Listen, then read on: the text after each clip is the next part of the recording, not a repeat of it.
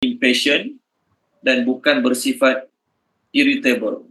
Okay, impatient dan juga irritable. Irritable macam tu lah bunyi dia lebih kurang. Okay, baca doa sikit. Bismillahirrahmanirrahim. Rabbi syrah li sadri wa yassir li amri wahlul 'uqdatam min lisani yafqahu qawli. Rabbi yassir wa la tu'assir wa tammim bil khair. Ya Fattah wa bika nasta'in. Subhanaka la ilma lana illa ma 'allamtana innaka antal alimul hakim. Allahumma anfa'na bima 'allamtana wa 'allimna ma yanfa'una wa zidna ilma walhamdulillahi rabbil alamin. Okay, muka surat 569. Surah Al-Ma'arij ayat yang ke-22. Surah Al-Ma'arij ayat yang ke-22. Ayatnya berbunyi illal musallin alladzina hum ala salatihim daimun walladzina fi amwalihim haqqum ma'lum lis-sa'ili wal mahrum. Okey, kita terjemah dulu baru kita terangkan insya-Allah. Illa melainkan maksudnya illa ni pengecualian illa melainkan al-musallin orang-orang yang sembahyang. Al-musallin orang-orang yang sembahyang. Okey. Iaitu tulisan bracket iaitu alladzina orang-orang yang hum mereka ala atas salatihim sembahyang mereka daimun berterusan, remain constant. Udah remain constant. Okay, daimun berterusan. Okay, Puan Izawani tolong baca, Puan Izawani. Tapi baca daripada ayat 19. Boleh Puan Izawani? Baca daripada ayat 19. 19. A'udzubillahi minasyaitonirrajim. Bismillahirrahmanirrahim. Sesungguhnya manusia itu diciptakan dengan sifat berkeluh kesah. Apabila menimpanya, iaitu manusia, kesusahan, dia mengeluh. Dan apabila dia mendapat kebaikan, dia amat kedekut. Okey, terima kasih. Lagi? Dua ayat lagi. Melainkan orang-orang yang sembahyang, iaitu orang-orang yang mereka atas sembahyang mereka berterusan. Okey, terima kasih Puan Izawani. Allah kata sifat manusia yang positif adalah, yang negatifnya adalah halu'a. Halu'a ni kita terjemah berkeluh kesah. Apa makna berkeluh kesah? Bila ditimpa kesusahan, dia mengeluh. Asyik Allah bagi susah je kat aku. Asyik aku gini. Tu orang yang suka mengeluh lah. Okey, aku ni duit dah lah tak cukup. Anak masalah, ni masalah. Lepas tu kereta rosak pula. Jadi hidup aku susah je sama. Jadi dia menyalahkan Allah terhadap kesusahan yang menimpa diri dia. Itu dipanggil berkeluh kesah. Tapi bila Allah bagi senang, Allah bagi harta, Allah bagi kemudahan, dekut pula. Tak nak bayar zakat, tak nak bagi sumbangan, bahkan pada orang-orang yang patut dia tunaikan zakat pun dia tak bagi. Pada orang yang patut dia bagi nafkah pun dia tak bagi. Maka kita akan bincang 10 sifat orang-orang yang Allah pelihara daripada sifat halu'a tadi, impatient dan juga irritable. Ada 10 sifat. Pertama, orang-orang yang sembahyang. Orang-orang yang sembahyang adalah orang yang berada atas maksud hidup. Orang yang bersembahyang adalah orang yang berada atas maksud hidup. Apa maksud dia? Maksud hidup untuk solat kan? Biasa dengar sangat ustaz baca. Wa ma khalaqtul jinna wal ins illa liya'budun. Ini maksud tujuan Allah ciptakan manusia. Tolong baca Dr. Aziza surah Az-Zariyat. Okey, ayat ni patut semua orang Islam kena hafal ni. Untuk kita betul-betul jaga sembahyang dan untuk kita encourage orang lain tentang kepentingan sembahyang. Muka surat 523 ayat 56. Bagus kalau kita buat frame ayat ni, buah kat depan pintu rumah ke, dalam kereta ke, bagus sangat. Untuk kita semua sampai dapat kesedaran. Ayat berapa Ustaz? 26? 56, sorry. 523 ayat 56.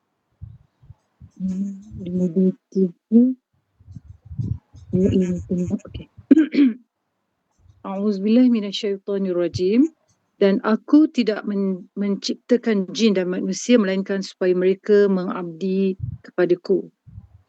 Okey, terima kasih Dr. Aziz. Aku tidak ciptakan dia manusia saja-saja suka-suka nak suruh dia jadi engineer, nak suruh dia jadi lawyer, nak suruh dia jadi pilot. Bukan tu tujuan dia. Bukan tu tujuan dia. Nak suruh dia jadi ustaz. Bukan tu juga. Tujuan aku cipta manusia agar mereka ibadat pada aku. Dia kerjalah apa pun. Tak kisahlah dia punya background dia. Dia pilot ke, dia lawyer ke, dia apa lagi kerjaya. Sebutlah doktor ke contohlah. Apa-apa saja. Dia kerja kebun ke, dia berniaga sendiri ke, dia swasta ke, kerajaan ke, tak kisah. Tapi maksud aku ciptakan manusia adalah untuk beribadat, menyembah aku. Ini maksud hidup. Jadi orang yang bersembahyang, orang ni akan terpelihara daripada sifat halu'a tadi, berkeluh kesah, sikit-sikit salahkan takdir, sikit-sikit salahkan Allah Subhanahu Wa Taala. Baik. Tapi Allah sebut, orang sembahyang macam mana? Orang sembahyang macam mana yang akan terpelihara daripada sifat tu? Orang yang berterusan melakukan sembahyang. Orang yang berterusan melakukan sembahyang. Orang yang berterusan melakukan sembahyang maksudnya istiqamah. Dia bukannya sembahyang seminggu sekali, dia bukannya sembahyang sebulan sekali, dia bukannya sembahyang ikut masa dia bukan sembahyang ikut masa free dia, tak. Masa sembahyang ditinggal benda lain, dia pergi menunaikan sembahyang. Orang macam ni lah orang yang Allah pelihara daripada sifat keluh kesah, kedekut. Orang macam ni orang yang Allah pelihara. Baik. Kenapa Allah sebut sembahyang dulu? Kerana apa? Kerana sembahyang tiang agama, dan sembahyang juga merupakan ciri-ciri mukmin. Sembahyang juga merupakan ciri-ciri orang muttaqin, ciri-ciri orang mukmin, ciri-ciri orang muhsinin, mesti sembahyang. Kalau orang tu tak sembahyang, dia tak layak dapat, dia Muslim, kita berkata dia masih Muslim lah. Cuma dia tak layak dapat pangkat mukmin, muttaqin, muhsinin. Sembahyang tu nombor satu sekali. Sembahyang tiang agama. Orang yang jaga sembahyang, dia menegakkan agama. Orang tinggal sembahyang, dia meruntuhkan agama. Sebaik mana pun orang tu, orang Islam lah ni, sebaik mana pun orang Islam tu, dia tak sembahyang, dia tetap hina di sisi Allah. Seburuk mana pun orang tu perangai akhlak dia, tapi dia jaga sembahyang, dia masih mulia di sisi Allah Subhanahu Wa Taala dalam bab sembahyang tu lah. Dia sembahyang ni tiang agama. Jadi seteruk dan seburuk mana pun amal seseorang tu, kita kena usaha supaya dia jadi orang sembahyang. Dia isap dadah. Kita contoh lah ni, dia isap dadah. Kita kena usaha lah supaya dia tinggalkan dadah dia tu. Tapi sama ada dia dapat tinggalkan dadah dia atau tak dapat tinggal dadah dia, dia kena jadi orang sembahyang. Dia tak boleh kata aku ni isap dadah takkan nak sembahyang. Tak, awak isap dadah ke apa saja dosa maksiat yang dia terlibat hari-hari sekalipun, dia tetap kena jadi orang sembahyang. Kerana apa? Lepas kita mati nanti, bukan antara lah, amalan pertama yang akan dihisap adalah solat. Okay? Saya share hadis kat skrin.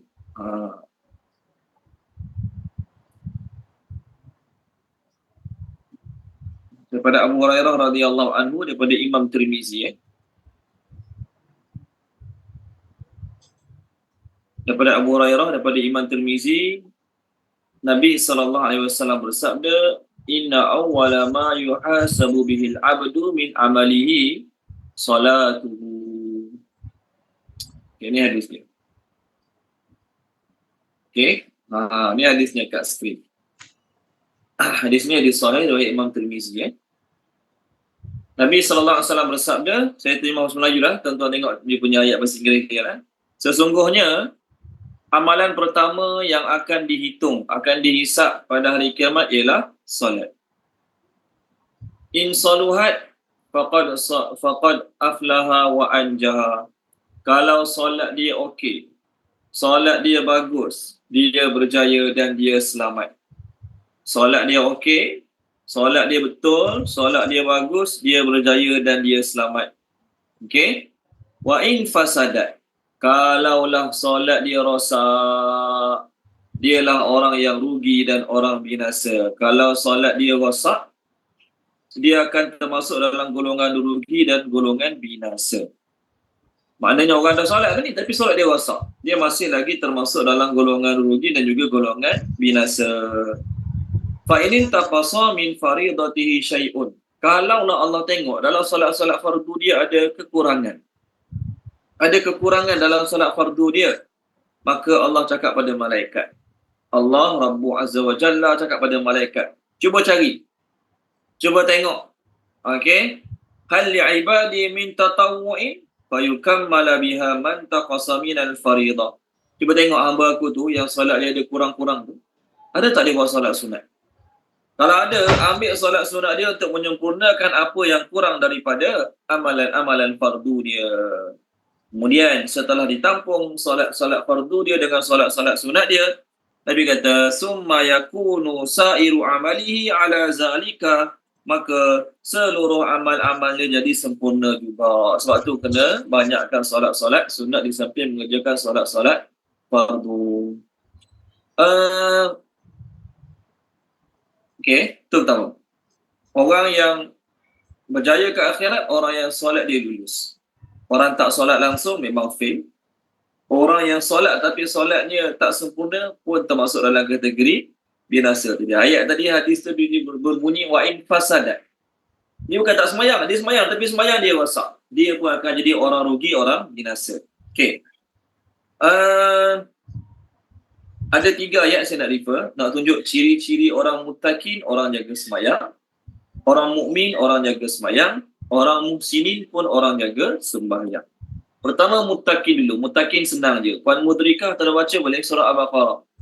Ayat 1, 2, 3 surah Al-Baqarah.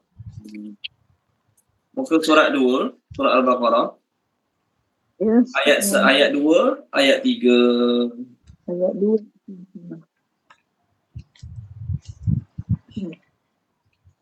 Bismillahirrahmanirrahim. Kitab yakni Al-Quran ini tidak ada keraguan padanya, petunjuk bagi mereka yang bertakwa. 3. Iaitu mereka yang beriman kepada yang gaib, mendirikan solat dan menginfakkan sebahagian rezeki yang kami berikan kepada mereka. Okey. Dan Cukup Puan Mudrikah. Nampak? Allah kata, kitab Quran ni petunjuk bagi orang bertakwa. Siapa orang bertakwa? Orang beriman dengan benda tak nampak. Dosa, pahala tak nampak, syurga, neraka tak nampak, azab kubur tak nampak, padang mahsyar tak nampak. Duit kita nampak. Awak kerja je ni awak dapat RM5,000 sebulan. Kita nampak. Awak berniaga ni awak akan dapat untung macam ni sebulan. Okey, itu semua kita nampak, duit. Okey, tak ada masalah. Awak beli tanah, awak tanam ni nanti dapat hasil gini. Ya, semua orang boleh nampak. Ni, beramal tu benda tak nampak ni yang mahal ni. Jadi dalam banyak-banyak amal yang Allah nilai untuk orang tu percaya ataupun tak percaya terhadap benda dia nampak tak nampak, maka adalah solat. Nabi kata dalam sebuah hadis, bila kamu tengok orang tu berulang-alik ke masjid, maka bersaksilah dengan iman dia. Dia berulang-alik ke masjid, bukan dapat upah pun, bukan dapat duit pun, tapi pergi juga masjid. Kulu kili, bersaksilah dengan iman dia. Jadi sekarang saya nak refer ayat yang sekarang ni, muttaqin, orang bertakwa jaga solat. Mukmin, orang mukmin, ciri-ciri mukmin mesti jaga solat. Maknanya kalau dia tak jaga solat, dia dari sudut gambaran zahirnya sama macam orang kafir kan? Orang kafir zahirnya tak solat, orang Islam yang zahirnya tak solat, dia sama dengan orang kafir zahirnya. Adapun dalam akidah iman hati tu tak sama lah kan. Jadi yang membezakan antara mukmin dengan kafir dari sudut zahirnya amalan solat dia. Kalau dia Islam, dia mukmin tapi dia tak solat. Orang seorang lagi kafir, tak percaya Allah, tak percaya akhirat dan tak solat. So sama je lah dua golongan tu. Puan Zakiyah telah baca muka surat 177 ayat 2 ayat 3. 177 ayat 2 ayat 3 surah Al-Anfal.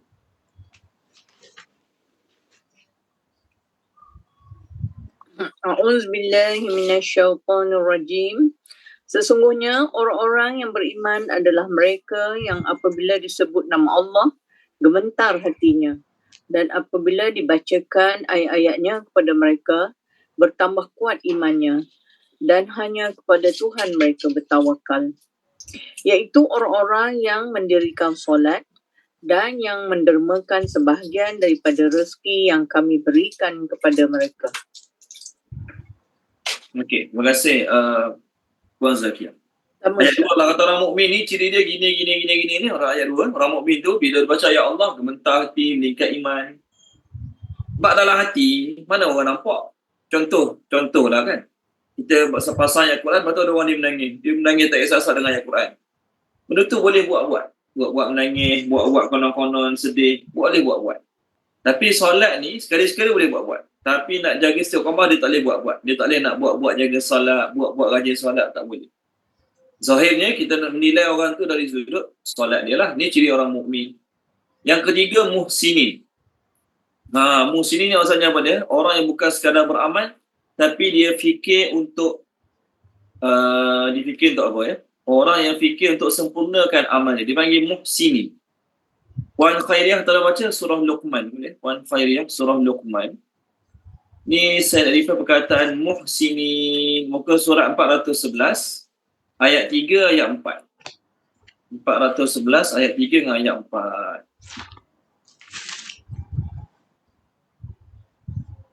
4.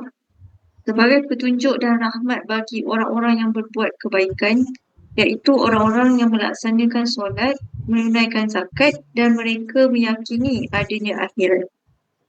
Okey, terima kasih Puan Khairiyah. Allah kata, Quran ni petunjuk dan rahmat bagi orang muhsinin.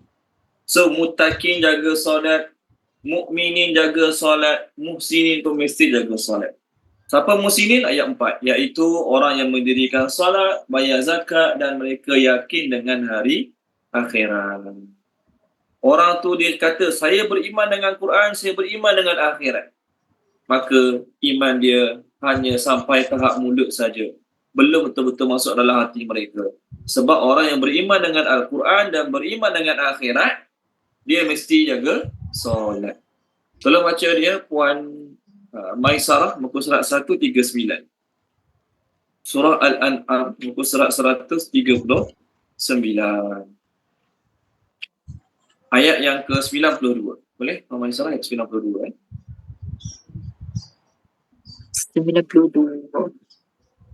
Syaitanir Rajim. Dan ini Al-Quran, kitab yang telah kami turunkan dengan penuh berkah, membenarkan kitab-kitab yang diturunkan sebelumnya dan agar engkau memberi peringatan kepada penduduk Qura, yakni Mekah dan orang-orang yang ada di sekitarnya. Orang-orang yang beriman kepada kehidupan akhirat tentu beriman kepadanya, yakni Al-Quran, dan mereka selalu memelihara solat. Okey, terima kasih Puan Maisarah. Mereka selalu memelihara solat. Maksudnya bukan nama solat. Bukan sekali-sekala solat. Ada 8 pintu syurga dalam hadis Nabi SAW beritahu ada 8 pintu syurga. Hadis ni diriwayatkan oleh Imam Bukhari. Pertama, pintu syurga pertama dipanggil pintu solat. Pintu syurga pertama dipanggil pintu solat. Ni. Ia disediakan bagi orang yang mengerjakan ibadah-ibadah solat, termasuklah solat fardu dan solat sunnah. Senang cerita, pintu syurga yang untuk solat ni dipanggil untuk siapa? Kaki solat. Seseorang tu kalau pergi masjid seminggu sekali, contohlah ni ya, bukan nak hina orang tu, tak. Maka kita tak panggil dia kaki surau, kaki masjid. Ya, orang tu hari-hari ke masjid, hari-hari ke surau, baru dia dipanggil kaki surau. Orang tu dalam setahun 2 kali dia minum arak, contoh. Dalam setahun 2 kali dia minum arak. Boleh tak kita kata dia kaki mabuk? Dalam setahun 2 kali minum arak. Dia orang kata kaki mabuk, kaki judi. Memang ada masa lapang, sana. Ada masa lapang, judi. Ada masa lapang, minum arak. Baru dipanggil macam tu. Mak rempit. Adakah orang yang dia pakai seluar jeans, pakai kasut, pakai t-shirt, naik motor, pakai helmet, tu dah panggil mak rempit. Mak rempit ni orang yang hidup mati dia untuk motor. Dapat duit beki motor. Dapat duit tukar tayar motor. Ada duit buat exhaust motor. Memang kita kata dia kaki motor lah. Motor dia hari-hari basuh. Pantang ada masa lapang pun atas jalan. Pantang ada masa lapang pun atas jalan. Tu panggil mak rempit kaki motor. Tapi kalau orang tu beli motor, dia hanya bawa pergi masjid, pergi kedai, tak nak sekolah. Habis minyak tuang. Itulah tayar dia, itulah side mirror dia, itulah kisah dia. Dia tak kisah pun. Janji kotor lebih sikit baru dia basuh. Boleh kita panggil kaki motor? Tak. Dia ada perkataan kaki motor, kaki kereta, kaki apa lagi? Kaki travel, pantai ada cuti pun sana, pantai ada cuti pun sini. Maknanya apa? Orang yang senantiasa selalu, barulah yang dipanggil kaki. Jadi syurga pintu solat ni adalah orang yang kita tengok dia, kita tahu dia ni pantang ada masa lapar. Pantang ada masa lapar, mesti nak solat. Mesti nak solat. Pantang ada masa lapar. Yang wajib dah cakap, memang dia buat dah yang wajib. Okey. Hadis ni ada Imam Bukhari, ya. Hadis nombor 3257.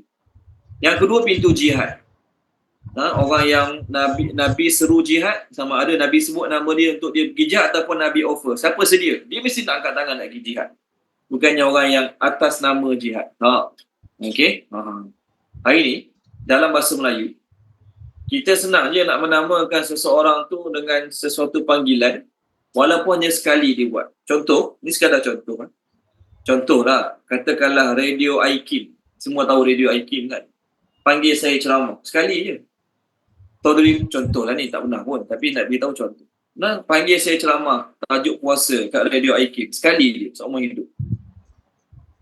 Jadi saya, lepas dia panggil ceramah sekali tu, sampai bila-bila saya akan guna nama Ustaz Huzaifah, penceramah Radio Aikim. Boleh ke tak boleh guna nama tu dari sudut bahasa Melayu? Tak salah pun. Tak salah pun.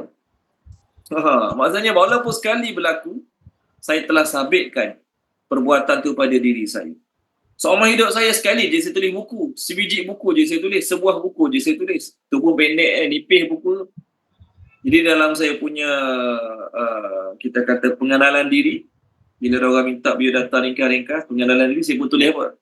Saya belajar gini. Last kali saya tulis, penulis buku. Boleh tak? Boleh, tak salah pun. Memang pernah sabit sekali penulis buku. Tetapi dari sudut bahasa Arab, bila seseorang tu dipanggil pencuri, penzina, apa lagi perkataan, dia adalah orang yang sentiasa melakukan, selalu melakukan. Dia pintu solat ni, nombor satu pintu solat ni, bukan orang yang nama solat, janji solat, tak. Maksudnya memang dia ni, memang solat fardu memang betul-betul ambil peduli lah. Dan solat-solat sunat pun kalau dia tertinggal, dia rasa tak senang duduk. Tak senang duduk. Sibuk sangat hari ni, tak solat duha aku hari ni. Boleh jadi ni. Okay.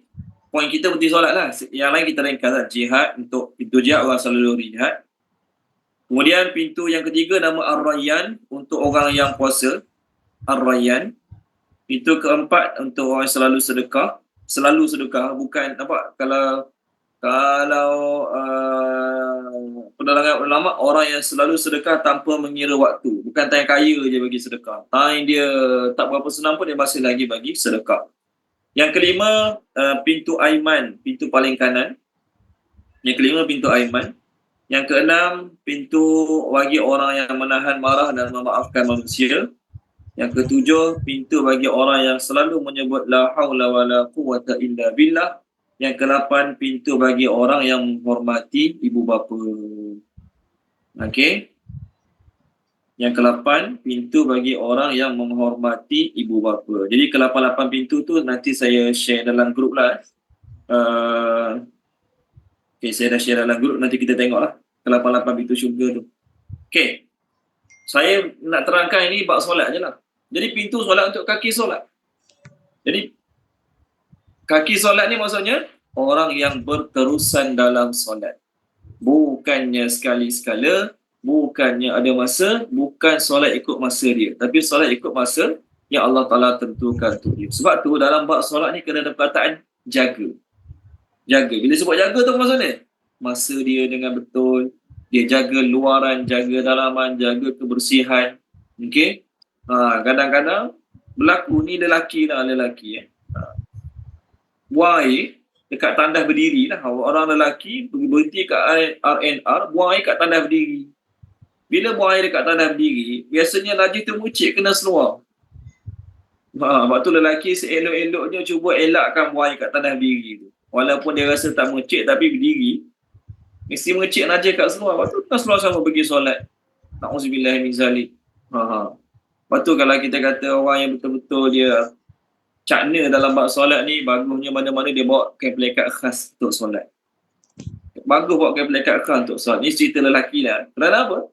Biasanya bila ke toilet ni, susah nak jaga daripada kena percikan najis tu.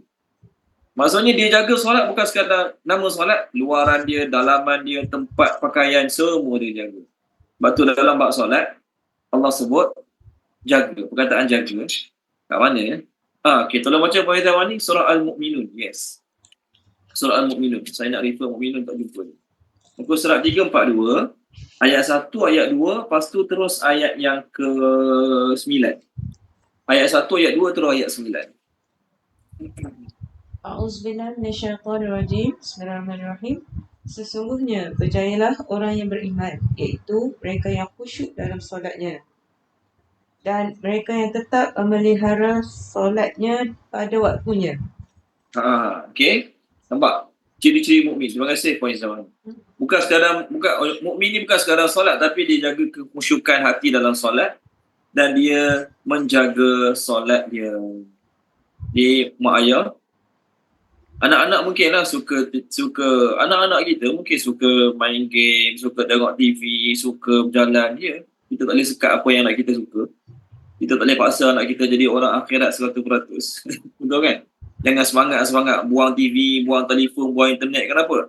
Anak aku untuk akhirat. Anak aku untuk akhirat. Lepas tu anak tu bila ada peluang tengok TV, macam orang gila tengok TV. Ini berlaku.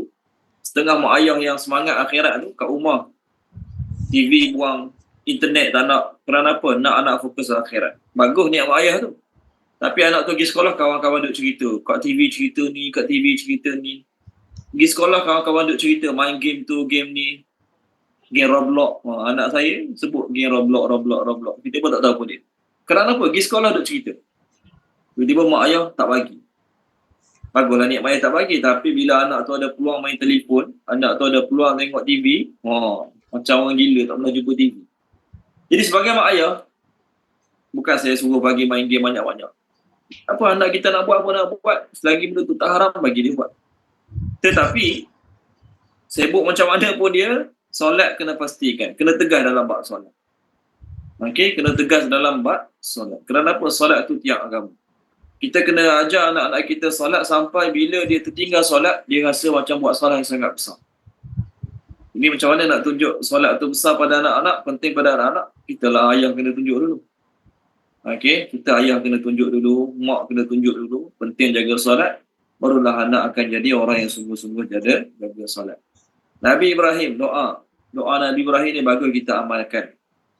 Kerana apa? Wal hadis seorang Nabi Khalilullah, dekat dengan Allah. Tapi Nabi Ibrahim masih lagi mengamalkan doa Rabbi ja'alni muqimas salah wa min zurriyyati. Ya Allah, jadikanlah aku orang yang mengerjakan solat sungguh-sungguh dan zuriat aku pun sama juga. Okey. Anak penjujuk mata ni tak semestinya kena jadi ustaz. Anak awak ustaz penjujuk mata. Tak. Anak penjujuk mata ni tengah solat, dia solat. Benda-benda haram dia tinggalkan. Dah penjujuk mata, tak kisah dia tukang masak ke, dia driver ke, dia lawyer ke, engineer ke, tak apa. Tapi tengah solat, dia jaga solat, dia tinggalkan benda haram. Yes, dia penjujuk mata. Doa Nabi Ibrahim, muka surat 260. Muka surat 260, ayat 40. Tolong baca dia. Puan Mudrikah boleh? Puan Mudrikah tolong baca 260, ayat 40. Kak ya? 40 Ustaz. Ya, 40. Betul?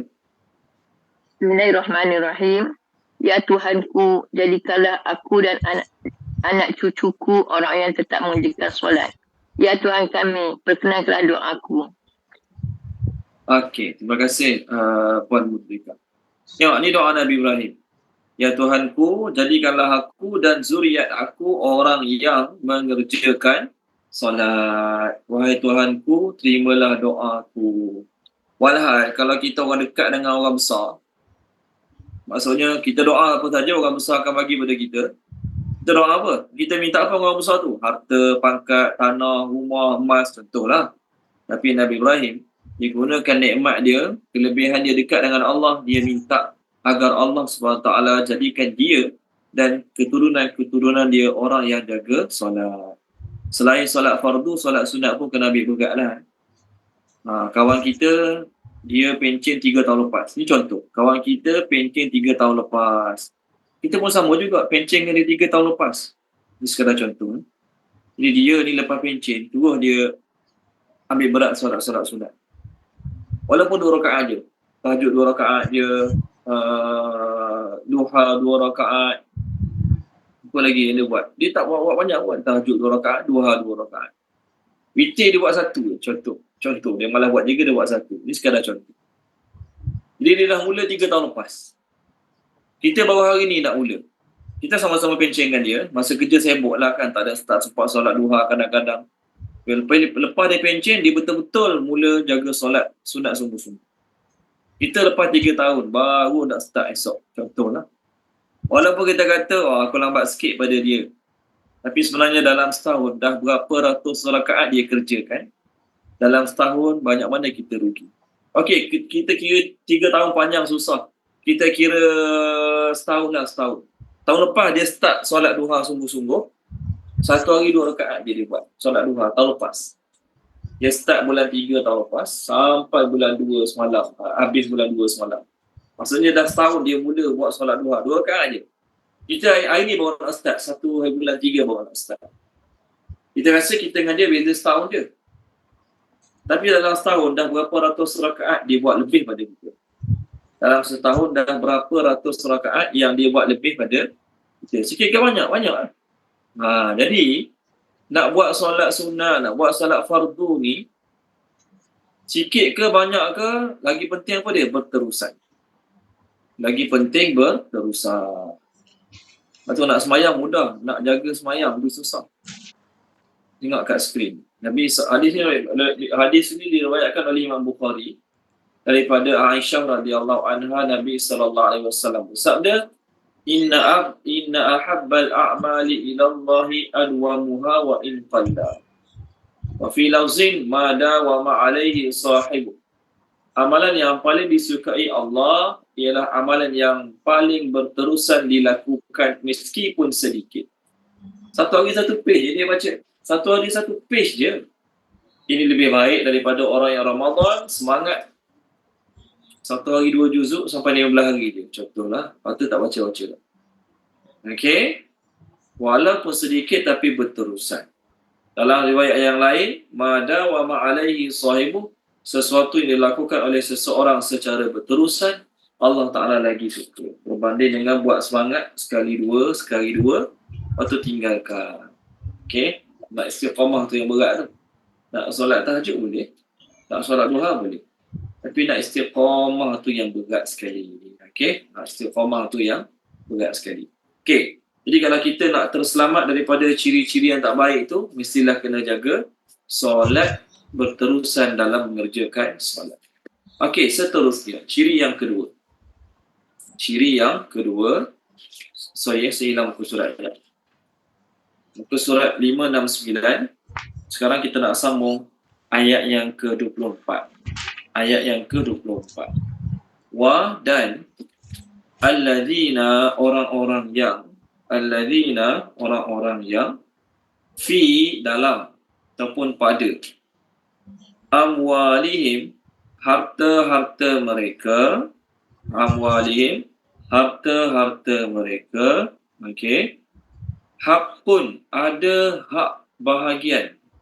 Terjemah hakun ada hak ataupun ada bahagian, maklum yang tertentu. Maklumun yang tertentu. Hakun, hak, maklumun yang tertentu. Li, bagi. Ataupun kepada. As-sa'ili, orang yang meminta. As-sa'ili, orang yang meminta. As-sa'ili, orang yang meminta. Maafkan saya silap. Pertama tadi ciri saya sebut 10 ciri kan. Ciri yang pertama dia solat.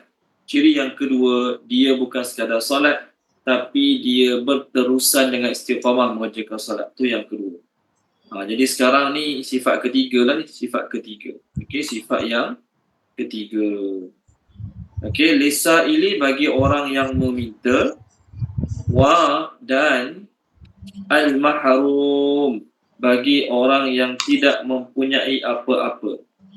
The deprived, the deprived, D-E-P-R-I-V-E-D. tak mempunyai apa-apa. Mahrum tu maksudnya tak mempunyai apa-apa. Wah, dan alladzina, orang-orang yang, sambung ayat 26, alladzina, orang-orang yang yusaddiquna, membenarkan. Okey, sorry, yusaddiquna tu sifat seterusnya. Maafkan saya. Tolong terjemahkan ni, Dr. Aziza boleh? Dr. Aziza tolong terjemahkan ayat 24 dan 25.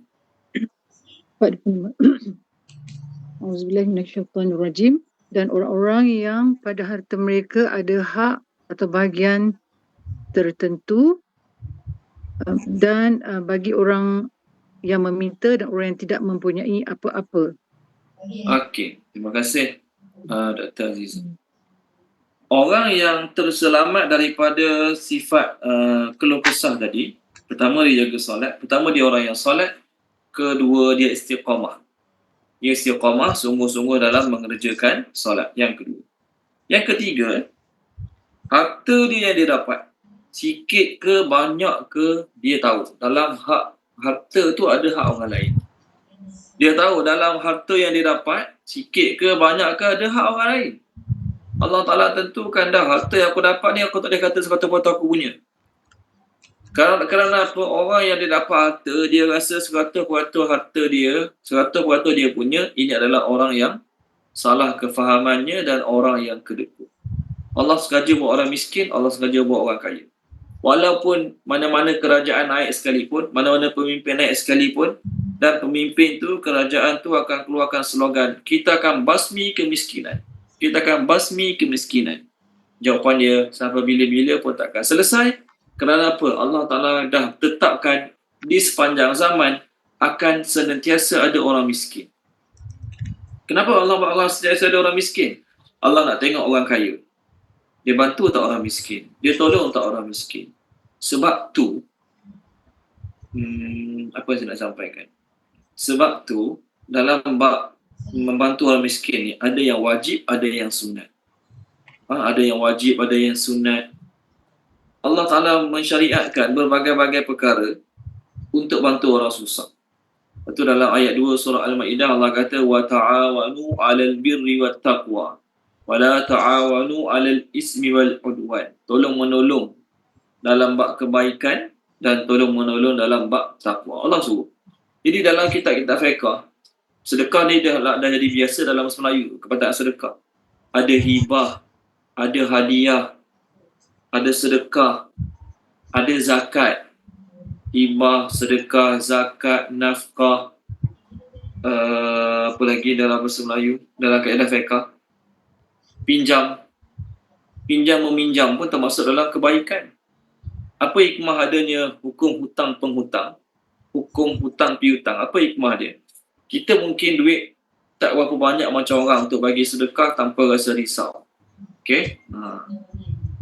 Kita ni umur-umur macam kita ni lah, umur macam saya lebih kurang, contoh hutang rumah, hutang kereta, macam-macam hutang lagi.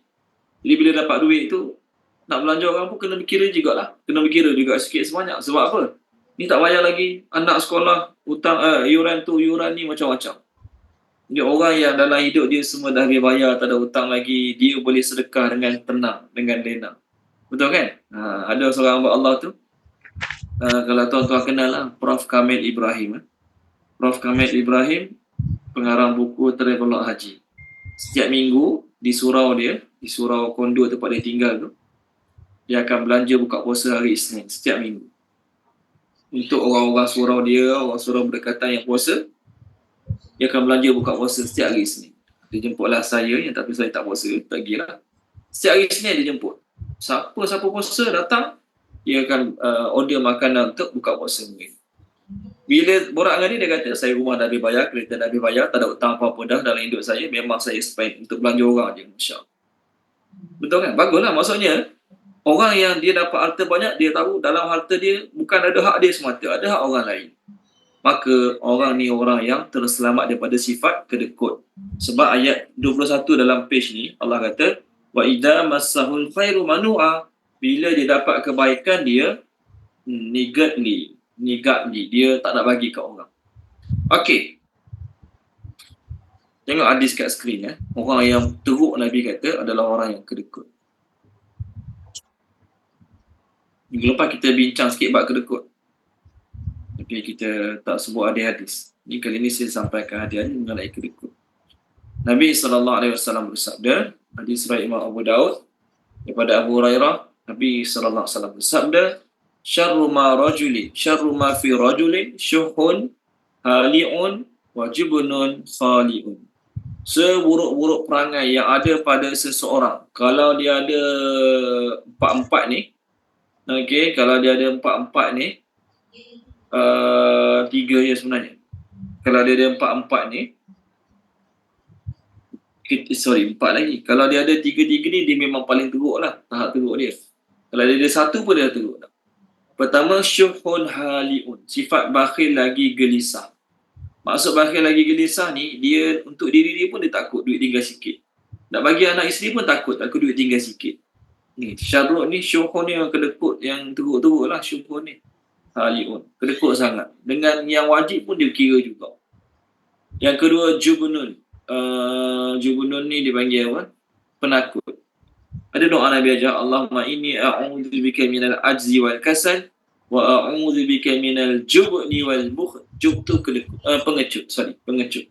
Yang ketiga, khali'un. Khali'un ni terjemah dia pasif. Pasif ni maksud dia, saya tak pasti terjemah pasif ni apa yang dimaksudkan kat skrin. Tapi khali'un ni adalah orang berakhlak jahat, orang yang dalam fikiran dia, orang yang dalam hati dia fikir nak buat benda tak baik je. Khali'un ni orang yang dalam hati dia, dalam fikiran dia fikir nak buat benda maksiat je. Dia tengok perempuan pakai tudung ke tak pakai tudung ke, perempuan seksi ke tak seksi ke, dalam fikiran dia fikir nak buat tak baik je. Itu dia panggil khali'un dalam bahasa Arab. Okey, kalau saya share kamus lah, saya nak tengok terjemah apa sesuai. Tadi saya buka kamus, antara terjemahan bagi perkataan khali'un ni adalah dia tak kisah. Saya share lah kat skrin. Dia fikir nak buat benda yang ke arah maksiat lah, ke arah dosa syahwat ni. Okay, ni kat skrin. Khali'un tadi kan. Khali' ni tengok ni. Yang tidak tahu malu, cabul. Yang keji, yang jahat. Khali'un Yang ni berbuat kejahatan. Anak muda yang berbuat kejahatan. Ni saya ambil kat kamus tadi. Jadi khali' ni dia kejahatan lebih pada maksiat lah, syahwat. Syahwat. Mencuri lain, merompak lain, minawak lain. Ni khali' ni maksudnya dia fikir sepanjang masa, dia ni pantang dia masa lapar, dia jumpa perempuan tu, wajah dia biasa ke tak biasa ke, wajah perempuan seksi ke tak seksi ke, contoh na'udzubillah min zalik, fikiran dia ke arah tu saja. Tu khali'. Okay, jadi lelaki yang ada tiga sifat tadi, kedekut, pengecut dan fikir nak arah maksiat saja, maka itulah orang Nabi kata adalah sebaik-baik pula tadi. Ada kita kata apa? Seburuk-buruk perangai yang ada bagi seorang lelaki kedekut. Tiga perkara boleh membinasakan seseorang. Hadis yang lain, Nabi kata tiga perkara boleh membinasakan seseorang. Pertama, syuhun muta'un wa hawa muttaba'un wa ijabul mar'i bi nafsi. Hadis ini diriwayatkan oleh Abdullah bin Umar radhiyallahu anhu. Nabi sallallahu alaihi wasallam bersabda, salasun muhlikatun. Tiga perkara akan membinasakan. Pertama, syuhun muta'un. Tadi syuhdah ni syuhun lagi. Kedekut yang dituruti. Punyalah kedekut dengan anak isteri pun kedekut. Siap sangat. Yang kedua, dia orang yang susah lain. Orang susah di jimat-jimat lain. Dulu-dulu mak saya ceritalah. Dulu orang kampung susah, almari kat rumah tu dia kunci. Almari makanan kat rumah dia kunci. Rumah sendiri lah ni. Kunci daripada siapa? Kunci daripada anak-anak. Mak saya cerita masa kecil, tok nenek saya lah. Almari ada kunci. Almari ada kunci, ada kunci rantai, buah mangga. Dalam tu ada susu, ada Milo, ada biskut. Kenapa? Bukan kedekut Kita tak boleh kata, apa kedekut tak. Orang Zambi kalau dia biar je nak dia makan macam mana nak makan, lepas 10 hari bulan dah tak nak makan dah. Macam mana? Jadi dia terpaksa, mungkin perkataan sesuai kita panggil catu lah. Catu. Yang itu lain. Itu susah, tak apalah kalau dia catu untuk anak isteri dia, tak apalah, susah. Ini tak, duit dia banyak. Dia kedekut dengan anak isteri dia. Itu dia panggil syuhun muta'un. Sifat kedekut yang dituruti. Yang kedua, wahawa mutaba'un. Hawa nafsu yang diikuti. Nafsu nak benda semua beli. Okey, duit banyak. Contohlah, nafsu nak tu beli tu. Nafsu nak ni beli ni. Baju raya sampai 5-6 belai, contoh. Telefon dah ada, dah 2 biji. Keluar telefon baru, nafsu nak lagi, beli lagi. Jadi dia seorang 4-5 biji telefon. Contoh. Bahaya ni, walaupun tak haram beli telefon, tapi bahaya. Yang kelima, wa'ijabul mar'i bi nafsi, seseorang yang bermegah-megah dengan diri dia sendiri. Sama ada dalam bab kebaikan ataupun dalam bab keburukan, dia bangga dengan diri dia sendiri. Jadi orang yang Allah puji dalam ayat ni adalah orang yang dia sedar dalam harta benda dia ada hak orang lain. Dalam harta benda dia ada hak orang lain. Sama ada dari sudut zakat, ataupun dari sudut hadiah, himbah, sedekah, dia akan usaha untuk bagi pada orang lain. Maknanya apa? Orang yang tak kedekut ni, dia akan terselamat daripada sifat halu'a. Okey, baik. Itu yang ketiga. Yang keempat. Ayat 26. Patutnya tadi kita dah masuk. Ni yang keempat. Dan alladzina, orang-orang yang yusaddiquna, mereka membenarkan bi dengan yaumiddin, hari pembalasan. Orang-orang yang mereka membenarkan hari pembalasan. Ada satu hadis dalam bab tolong-menolong ni, saya lupa dah pengarang dia kata apa, kalaulah duit zakat masih lagi tak boleh menampung orang-orang yang miskin. Orang kaya dah keluar zakat tapi ramai lagi orang miskin. Orang kaya dah keluarkan zakat tapi masih ramai lagi orang miskin. Maka Nabi kata pada masa tu, siapa yang ada lebih kenderaan, naklah dia bagi pada orang tak ada kenderaan. Siapa yang ada lebih makanan, naklah dia bagi pada orang tak ada makanan. Sehingga sahabat-sahabat yang dengar hadis tu mengatakan, tak ada seorang pun di kalangan kami, sehingga sahabat-sahabat yang dengar kata-kata Nabi itu merasakan tidak ada seorang kami boleh simpan harta. Sebab Nabi kata siapa ada kenderaan lebih kena bagi pada orang tak ada kenderaan. Siapa ada makanan lebih kena bagi pada orang tak ada makanan. Jadi sahabat tu kata apa? Sehingga kan masa tu Nabi sebut satu sampai kami merasakan tidak ada seorang pun di kalangan kami yang layak untuk simpan makanan ke, unta lebih ke, tak ada layak langsung. Maka ulama-ulama hadis buat komentar tentang hadis tu. Dia kata hadis tu Nabi SAW sampaikan untuk suasana yang ataupun situasi yang orang-orang kaya yang bayar zakat semua dah bayar zakat dah ni. Semua dah bayar zakat. Tetapi masih ada lagi orang-orang yang miskin. Masih ada lagi orang-orang yang tak cukup makan. Maka pada masa tu Nabi kata siapa ada kenderaan lebih, dia kena bagi kenderaan yang lebih itu pada orang. Siapa ada makanan lebih, dia kena bagi makanan lebih itu pada orang. Walhal dia dah bayar zakat. Okey. Ni hadis dia. Bagus hadis ni. Sekejap. Baru jumpa hadis dia. Sekejap saya share. Sorry Kalau nak beramal dengan hadis ni sekarang memang beratlah kita. Kita yang ada duit dalam bank, kita yang ada 2 motor, 2 kereta, beratlah kalau nak amal hadis ni.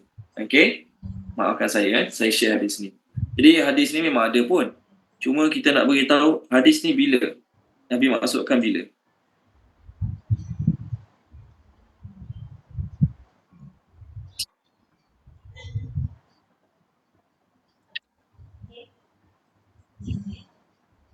Maafkan saya sorry.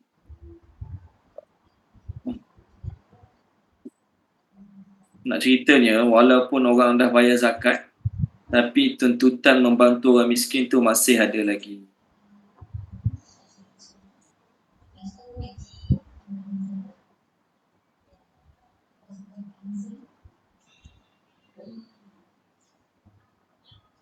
Okey, ni hadis kat skrin.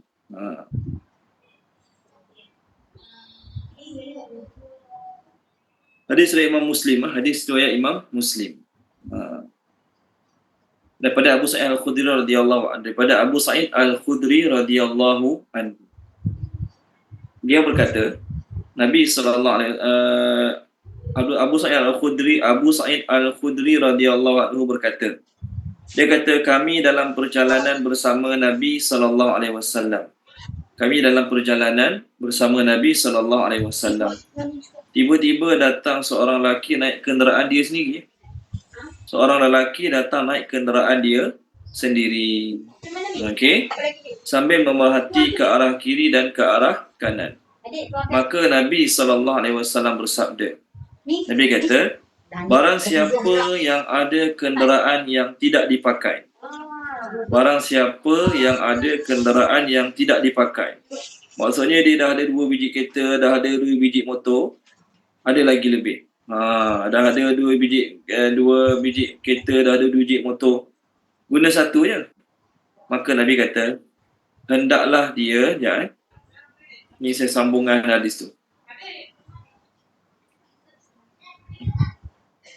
Ni dalam Tafsir Pedoman, maafkan saya, Tafsir Pedoman.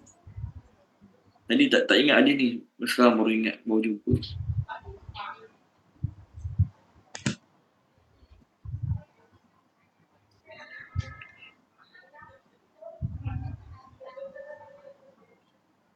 Okey.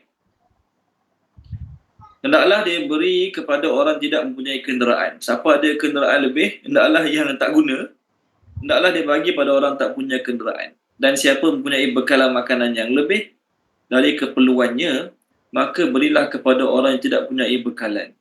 Seterusnya Nabi menyebut segala bahagian harta, bukan sekadar pakaian, baju-baju ke apa, sehingga kami fikir tidak ada hak bagi sesiapa pun pada barang kepunyaannya yang boleh disimpan. Tak boleh simpan lah. Kenderaan lebih tak boleh simpan, makanan lebih tak boleh simpan, kena bagi orang. Okey. Tapi tengok penerangan Dr. Abdul Hayy Abdul Syukur dalam Tafsir Pedoman, dia kata, hadis ini disabdakan Nabi bagi menyelesaikan masalah semasa, bukan setiap masa. Apabila zakat dan sumber-sumber bantuan biasa masih belum cukup bagi mengatasi keperluan golongan yang terdesak. Okey. Maksudnya apa dia? Allah akan sentiasa buat orang miskin. Allah akan sentiasa mengadakan orang miskin. Ada orang yang dulu kaya, tiba-tiba jatuh miskin. Boleh? Allah boleh buat. Dulu kaya gila-gila, bankrupt, habis jatuh miskin. Jadi bila dia miskin, apa yang Allah nak orang keliling dia buat? Bantu dia, tolong dia. Bantu macam-macam cara dia. Kita mungkin tak cukup duit, contoh. Tapi salah satu cara kita nak dapat pahala dengan cara bagi pinjam. Dia nak perlukan 100. Kita kata saya ada 100 dalam bank, tapi nak simpan bulan 3 nanti anak saya nak sekolah. Tak apalah, saya bagi awak guna dulu 100, nanti bulan 3 bayar balik. Saya nak guna anak saya sekolah. Pun kita dapat pahala. Maksudnya kita bagi dia 100, dia guna, nanti dia bayar balik, kita masih dapat pahala. Jadi memberi pinjam adalah salah satu cara untuk meroleh pahala tolong orang tanpa mengurangkan harta benda kita.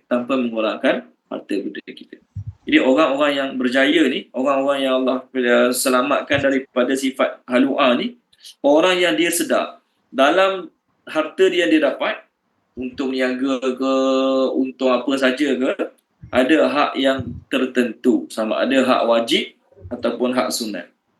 Hak wajib zakat, nafkah. Biasa kita dengar kan, orang-orang dapat bonus, dapat duit lebih, dia kata dia rezeki anak-anak. Betul lah, dia sedarlah duit yang dia dapat tu bukan dia makan seorang, untuk isteri dan anak-anak dia. Ataupun selain isteri dan anak-anak, ayat 25, bagi orang yang meminta, dia memang minta sedekah, walaupun perbuatan meminta-minta tu salah. Tapi kita ni, bila ada orang susah datang minta dengan kita, maka Allah nak tengok reaksi kita. Bagi ke tak bagi. Itu yang pertama, orang meminta. Yang kedua, al-mahrum. Al-mahrum ni maksudnya apa? Dia tak minta, tapi kita tahu situasi dia susah. Kita pun kenalah ambil challenge orang keliling kita. Al-mahrum tu maksudnya dia terharam, dia terhalang daripada memiliki harta. Dia tak ngadu kat orang, dia tak tulis kat Facebook, saya dah 5 hari tak makan, tolong saya, tak.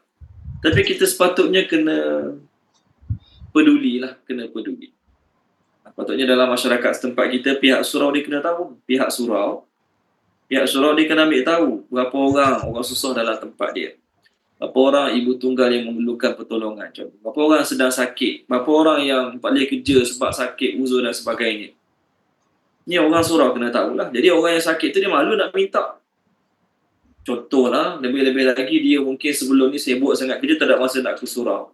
Lepas tu tiba-tiba Allah uji dia dengan penyakit, dia malu nak pergi surau. Jadi kalau orang surau pandai ambil kesempatan pada masa ni, kita tolong dia. Walaupun dia tak minta, walaupun dia bukan pergi surau, kita tolong dia masa dia susah.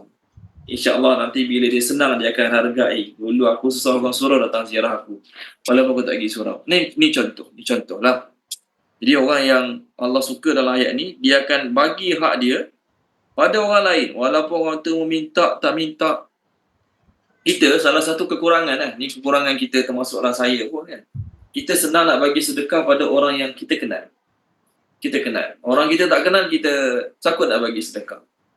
Patutnya al-mahrum ni, orang kita kenal ke tak kenal ke, kita tengok secara literalnya dia susah, maka sepatutnya kita kena bagi. Orang-orang yang suka bagi sedekah adalah orang-orang yang membenarkan hari akhirat. Ayat 26 ni, sifat yang kita nak bincang seterusnya nombor 4 ni, adalah orang yang membenarkan hari akhirat. Lawan dia apa? Lawan pada ayat 26 ni, ara'aital ladzi yukadzibu biddin. Yukadzibu, orang menafikan hari akhirat. Yusaddiquna, membenarkan hari akhirat. Okey. Apa ciri-ciri orang yang menafikan hari akhirat?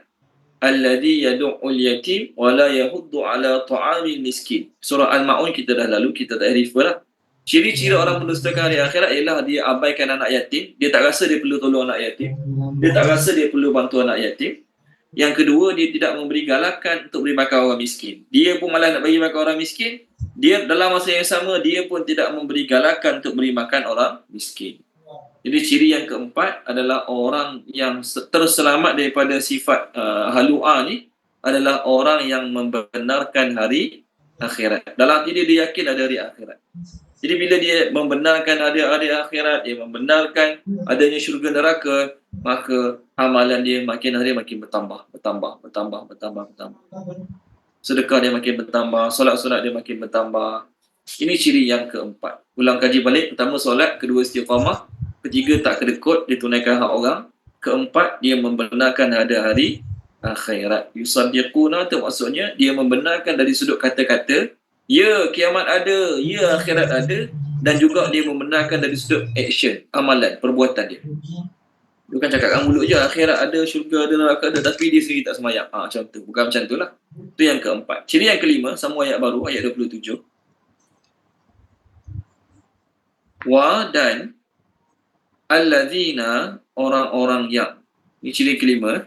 Alladzina, orang-orang yang. Okey. Hum mereka min daripada azab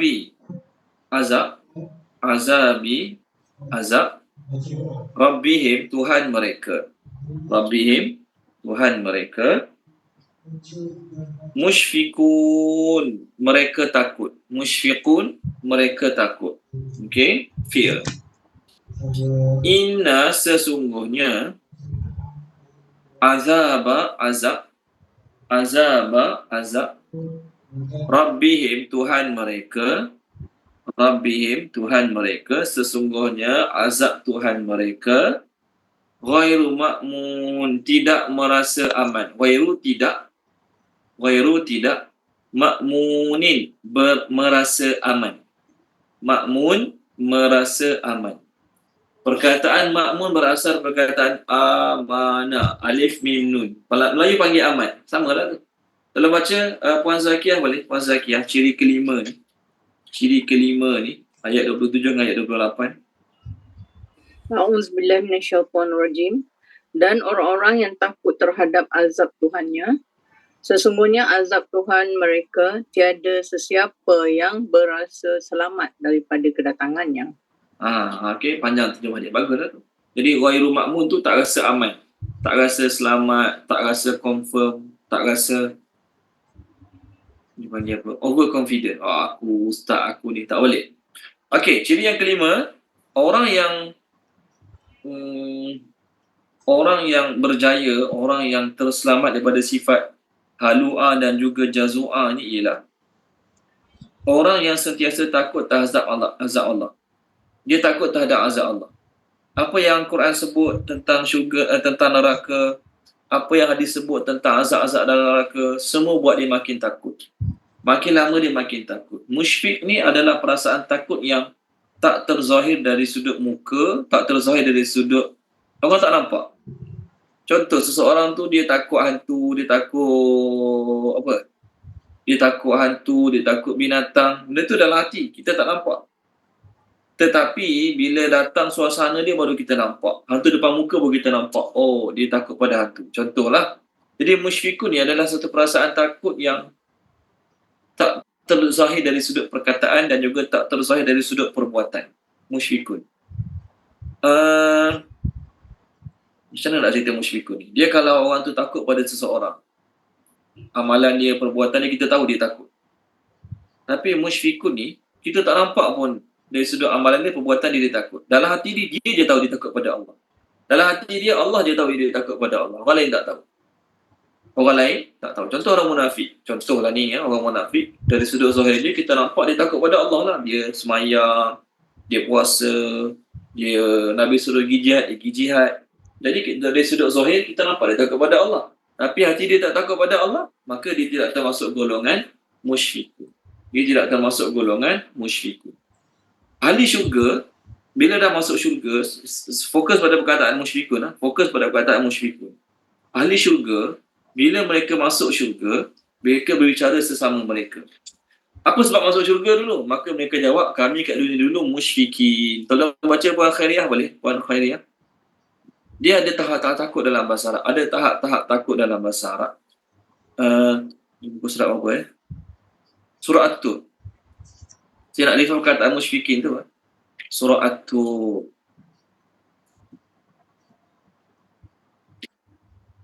Sekejap, tak jumpa muka surat lagi. Juzuk 27. Okey, muka surat 524. Yes, 524. 524.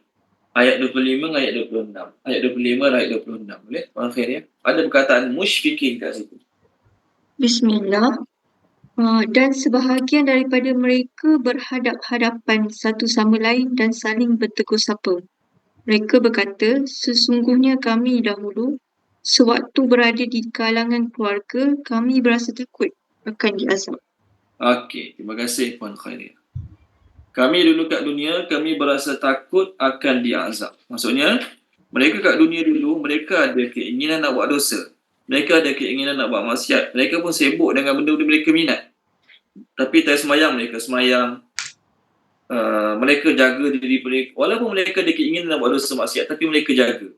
Kenapa mereka jaga? Mereka takut ke akhirat nanti, kalau Allah tak maafkan mereka, mereka akan kena azab. Ciri-ciri orang kafir, ciri-ciri orang kafir, mereka buat dosa maksiat tapi mereka masih merasa aman. Mereka setiap masa buat murka Allah, mereka setiap masa buat perkara-perkara Allah murka, tapi mereka masih merasa aman, macam tak ada apa berlaku je. Tu ciri-ciri ahli neraka. Ciri-ciri orang tak berjaya. Ciri-ciri mukmin, orang mukmin ni walaupun dah buat baik, dia dah jaga semayang, dia dah puasa bulan Ramadan, dia dah bayar zakat, dia dah bagi sedekah dan sumbangan, tapi hati masih lagi rasa takut. Hati mereka masih lagi rasa takut pada Allah Subhanahu wa Ta'ala. Okey, tolong terjemahkan dia. Wan Maisarah, tolong terjemah boleh? Surah apa ya? Surah Mukminun, maafkan saya. Surah Mukminun, yes, Surah Mukminun. Orang ni dia dah bagi sedekah, bagi sumbangan, bagi zakat, tapi hati masih lagi rasa takut pada Allah Subhanahu wa Ta'ala. Muka surat 346, 346, ayat 60. Ayat 60 juga, ayat 60. Ayat 60. Ya, ayat 60, betul? Dan mereka yang memberikan apa yang mereka berikan, yakni sedekah, dengan hati penuh rasa takut kerana mereka tahu bahawa sesungguhnya mereka akan kembali kepada Tuhannya.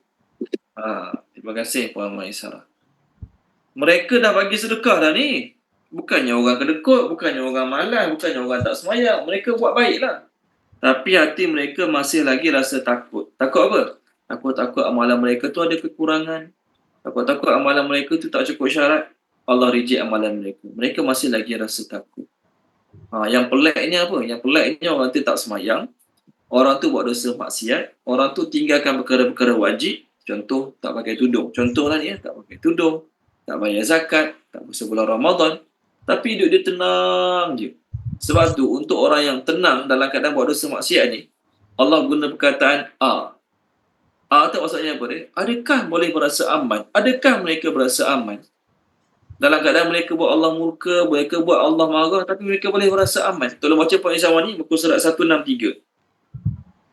Muka surat 163, surah Al-A'raf, ayat 97, 98, 99. 97, 98, 99. Tiga-tiga ayat tu bermula dengan afa amina, awa amina, afa aminu. Aman itu semua perkataan aman, aman, aman. Boleh baca Puan Isyawan ni? A'udzubillahi minasyaitonirrajim. Bismillahirrahmanirrahim. Patutkah penduduk negeri-negeri itu berasa aman daripada kedatangan azab kami kepada mereka pada malam hari semasa mereka sedang tidur? Atau patutkah penduduk negeri-negeri itu berasa aman daripada kedatangan azab kami kepada mereka pada siang hari semasa mereka sedang leka bermain-main? Patutkah mereka bersukaria sehingga mereka berasa aman akan balasan buruk daripada Allah? Kerana sebenarnya tidak ada yang berasa aman daripada rancangan balasan buruk yang diatur oleh Allah itu melainkan orang yang rugi. Terima kasih Puan Isyawan ni. Bukan nak suruh kita berasa aman, tapi saya nak beritahu, kalaulah kita jaga semayang, kita jauhi dosa maksiat, lepas tu timbul rasa aman dalam hati, okey lah.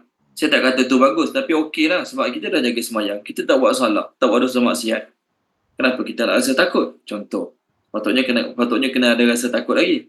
Tapi itu okey lagi. Banding dengan orang yang hari-hari buat Allah murka, contoh orang kafir, hari-hari tak semayang, orang Islam yang tak semayang, tapi hidupnya masih lagi aman. Seolah-olah tak ada apa bakal berlaku pada diri dia. Ni yang pelik. Kalau kat Malaysia lah, mana-mana negara, dia nak raja ke nak menteri ke, dia buat salah, dia tak takut. Dia nak raja, dia nak menteri, dia nak anak orang-orang kenamaan, dia buat salah, dia tak takut. Sebab apa? Dia ada orang besar. Undang-undang negara, undang-undang tak boleh ambil tindakan tu dia. Tak pelik lah kan? Ni kita orang biasa. Bukan kita lah, orang tu dia orang biasa je. Orang tu dia bukannya anak orang besar pun, dan dia terlibat dengan jenayah. Dia tak takut. Pelik lah kita. Ke akhirat nanti, anak orang besar ke, anak raja ke, anak menteri ke, dia boleh seletok dengan Allah. Dia boleh nak sembang-sembang dengan Allah untuk kurangkan hukuman ke, tak ada.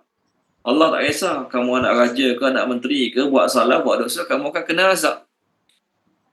Kat dunia, kalau orang tu anak orang kaya, contohlah ni dia anak orang kaya, dia anak menteri ke, dia anak pengarah tu, pengarah ni, dia buat benda salah, dia tak takut. Kita tak pelik sangat pun. Sebab dia ada kedudukan ayah dia. Dia senang lepas. Orang lain buat salah kena tangkap, dia senang lepas. Tapi orang-orang yang biasa-biasa macam kita, buat salah tapi rasa tak kisah, tak takut. Okey? Contohlah kan, naik kereta pakai cermin gelap. Orang-orang yang besar-besar, orang-orang yang banyak duit, tak kisah pun. Tapi kita orang biasa ni pakai cermin gelap juga. Contohlah ni kan, tak takut ke kena tahan JBJ, tak takut ke kena sambat, contoh.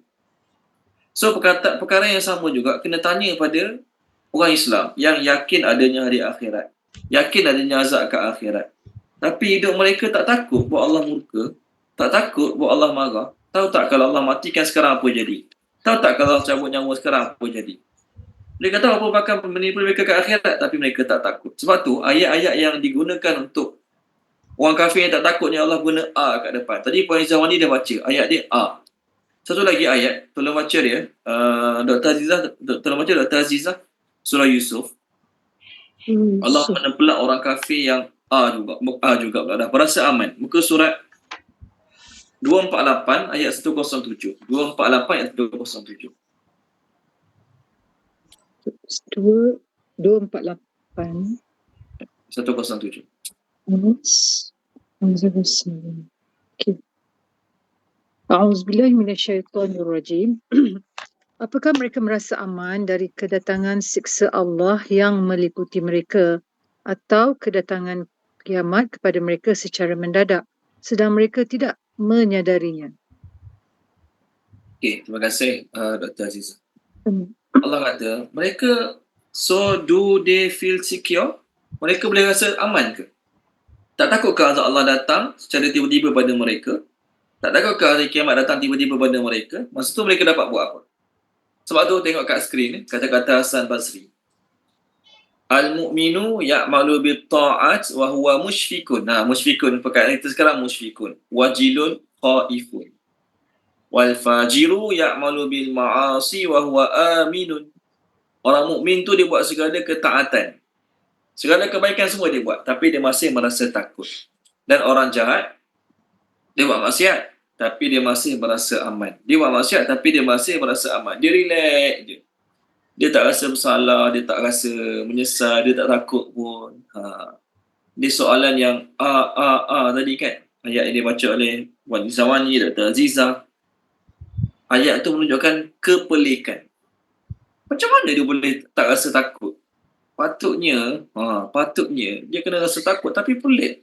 Dia tahu Allah mampu azab dia. Dia tahu Allah mampu masukkan dia dalam neraka. Dia tahu Allah mampu bagi azab pada dia sebagaimana telah terbukti dulu Allah bagi azab pada kaum Nuh, kaum Ad, kaum Samud. Macam-macam jenis azab Allah bagi. Senang je bagi Allah. Tiba-tiba mereka buat kesalahan yang sama, buat dosa yang sama, tapi mereka tak takut kena azab daripada Allah Subhanahu wa taala. Okey, baik. Ciri yang ke-6. Ciri yang ke-6. Sama ayat baru, ciri yang ke-6.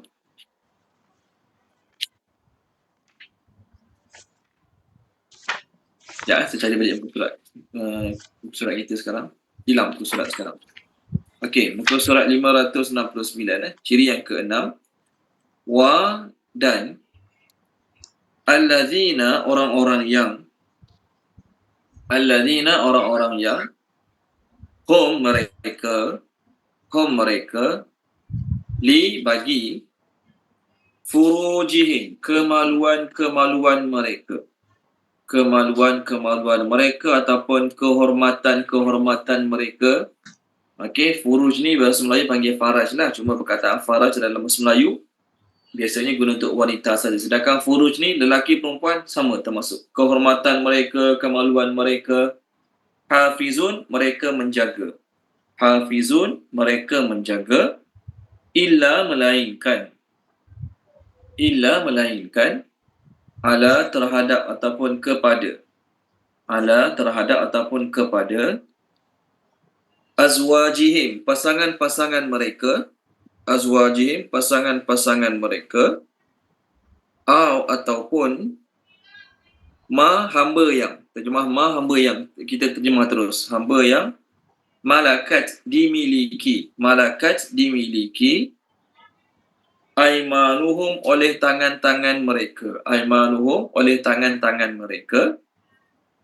fa maka innahum sesungguhnya mereka ghairu tidak. Siapa mereka ni? Orang yang guna kemaluan dia untuk pasangan ataupun hamba abdi sahaja. Ghairu tidak, malumin tercela. Satu ayat lagi, last. Ayat ni mungkin ayat last kita. Fa maka man siapa yang ibtagha mencari wara azalika, selain daripada itu. Maksudnya bukan dengan isteri, bukan dengan suami, bukan dengan hamba abdi. Okey. Selain daripada itu, fa maka hum mereka ulaika mereka itu, maafkan saya. Ulaika mereka itu hum merekalah al-adun, orang-orang yang melampau batas. Al-adun, orang-orang yang melampau batas. Okey, tolong terjemahkan dia. Puan Izawani, terjemahkan Puan Izawani ayat last kita. A'udzubillah minasyaitonirrajim. Bismillahirrahmanirrahim. Dan orang-orang yang mereka bagi kemaluan-kemaluan mereka, mereka menjaga, melainkan kepada pasangan-pasangan mereka ataupun hamba yang dimiliki oleh tangan-tangan mereka, maka sesungguhnya mereka tidak tercela. Maka siapa yang mencari selain daripada itu, maka merekalah orang-orang yang melampaui batas. Okey, terima kasih Puan Izzuan.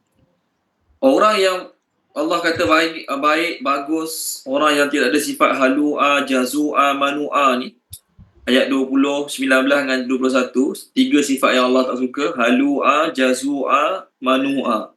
Tiga-tiga tu kita panggil keluh kesah lah kan. Orang yang terpelihara daripada sifat tu adalah orang yang jaga kemaluan.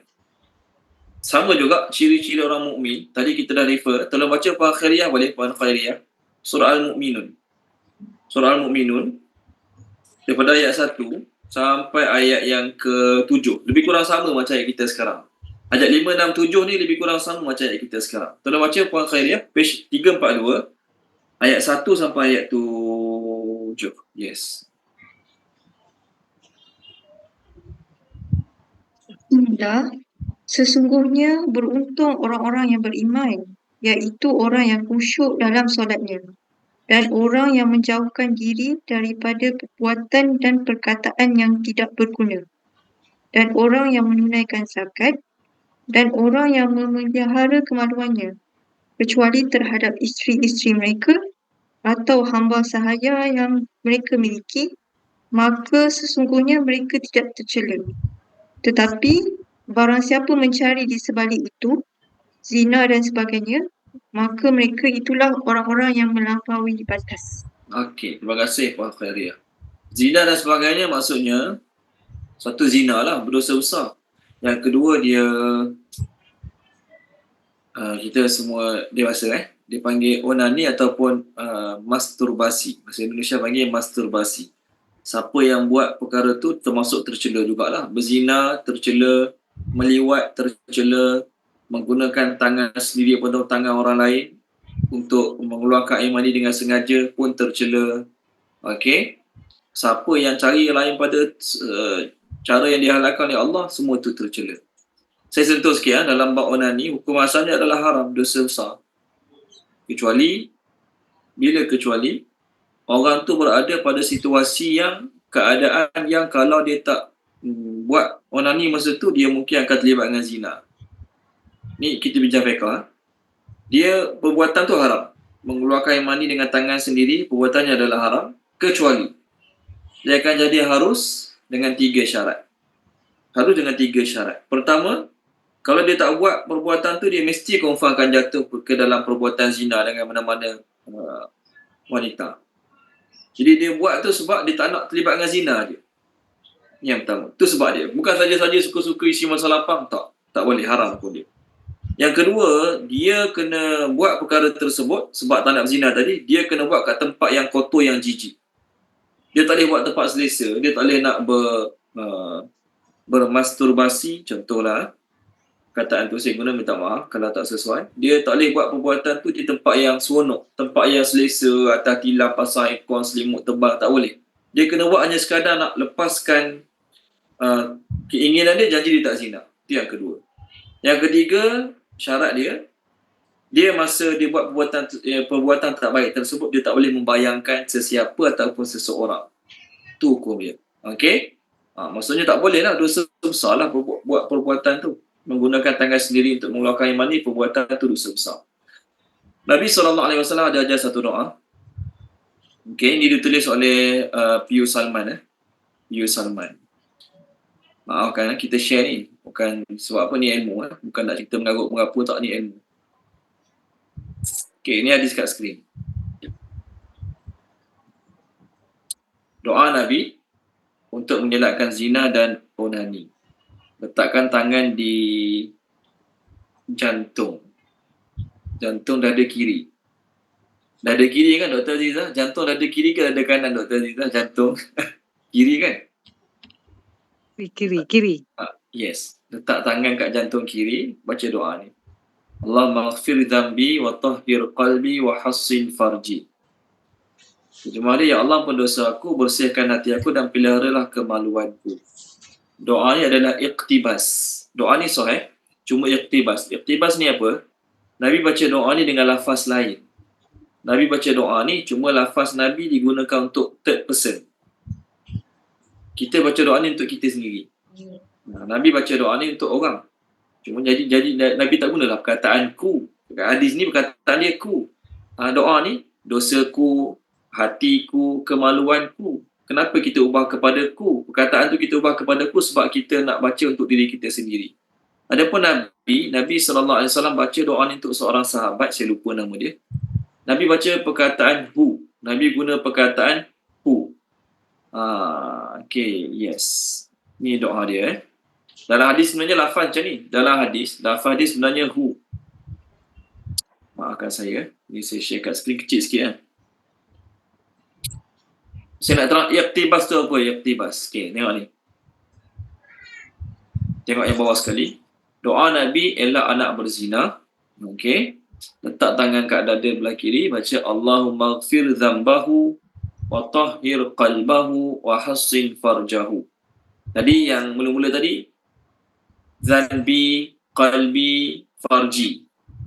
Dosa saya, hati saya, kemaluan saya.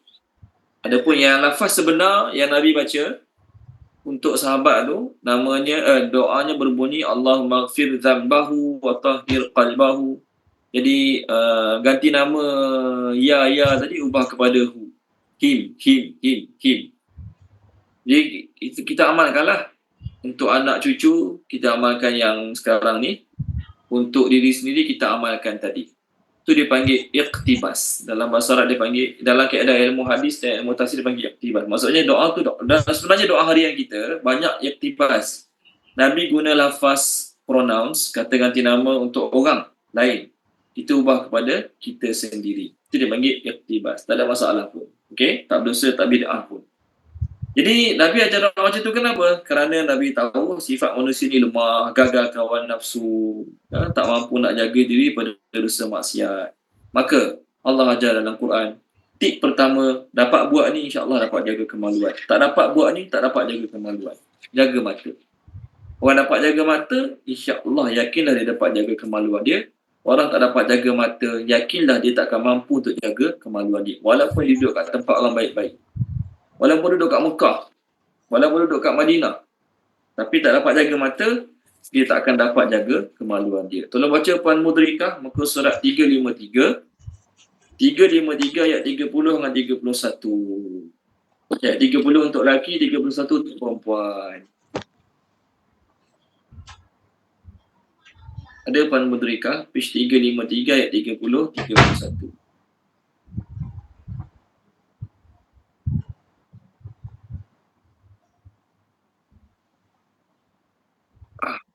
Ada Puan Mudrikah? Ada. Ayat berapa Ustaz? 30 dengan 31. Bismillahirrahmanirrahim. Katakanlah kepada lelaki yang beriman agar mereka menjaga pandangannya dan memelihara kemaluannya. Demikian itu lebih suci bagi mereka. Sesungguhnya Allah Maha mengetahui apa yang mereka lakukan. Dan katakanlah kepada para perempuan yang beriman agar mereka menjaga pandangannya dan memelihara kemaluannya. Dan janganlah menampakkan perhiasannya, yakni auratnya, kecuali yang biasa terlihat. Dan hendaklah mereka menutupkan tudungnya hingga ke dada. Dan janganlah menampakkan perhiasannya, yakni auratnya, kecuali kepada suami mereka atau ayah mereka. Atau ayah suami mereka, atau putera-putera mereka, atau putera suami mereka. Atau saudara-saudara lelaki mereka, atau putera-putera saudara lelaki mereka. Atau putera-putera saudara-saudara perempuan mereka, atau pada perempuan sesama Islam mereka, atau hamba saya yang mereka miliki, atau para pelayan lelaki tua yang tidak mempunyai keinginan terhadap perempuan, atau anak-anak yang belum mengerti tentang aurat tentang aurat perempuan. Dan janganlah mereka menghentakkan kaki agar diketahui perhiasan yang mereka sembunyikan. Dan bertaubatlah kamu semua kepada Allah, wahai orang-orang yang beriman, agar kamu beruntung. Okey, terima kasih Puan Yudhika. Dia orang dapat jaga mata, insya-Allah dia dapat jaga kemaluan dia. Orang tak dapat jaga mata, dia tak akan dapat jaga kemaluan dia. Walaupun dia dah ada isteri 2 orang, 3 orang, 4 orang, tak dapat jaga mata, dia akan terlibat juga dengan benda yang tercela tadilah. Okey, saya nak share hadis kat skrin. Orang yang dapat jaga mata, Allah Ta'ala akan bagi kemanisan iman dalam ibadat dia. Orang dapat jaga mata, Allah Ta'ala akan bagi kemanisan iman dalam ibadat dia.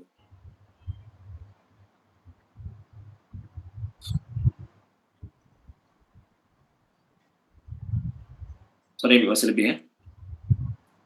Okey.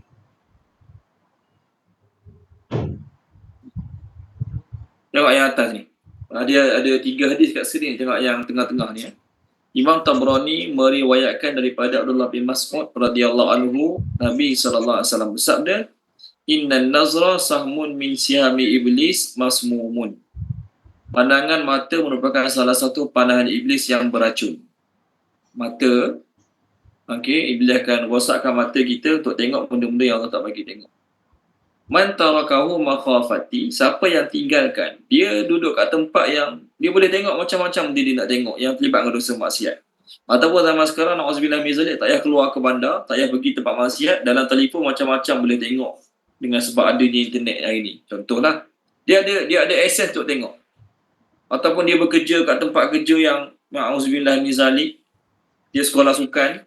Contohlah, dia kerja kat sekolah sukan dan dia kerja jaga bahagian sukan berenang dan juga sukan papan anjat. Contohlah. Jadi kita tahulah pakaian macam mana kan. Takkan pakai pudah kot main benda tu, contoh. Tapi kalau dia jaga mata, dia tak nak tengok benda yang dia boleh tengok. Dia tak nak tengok sebab takut pada Allah. Allah kata, aku akan gantikan untuk dia iman yang manis dalam hati dia. Allah bagi dia kemanisan iman. Orang tak jaga mata, dia tengok apa dia tengok, ikut suka dia. Berkali-kali dia tengok. Maka dia tak ada feel baca Quran lama-lama, tak ada feel sembahyang tahajud lama-lama, tak ada feel doa lama-lama, kemanisan tak ada. Okay, satu lagi hadis bawah dia pula. Kita biasa fikir zina tu kemaluan dengan kemaluan. Tapi Nabi kata dalam hadis, tengok hadis ni riwayat Abu Hurairah, ditulis bagi setiap anak Adam bahagian dari zina. Dia lakukannya tanpa dia mampu hindarinya. Zina mata adalah dengan memandang pada benda haram, zina mata. Zina lisan adalah dengan berbicara, borak dengan wanita bukan mahram. Benda urusan tak perlu. Borak lama-lama dah makan ke belum, sihat ke tak, bukan perlu pun. Contohlah, borak benda tak perlu.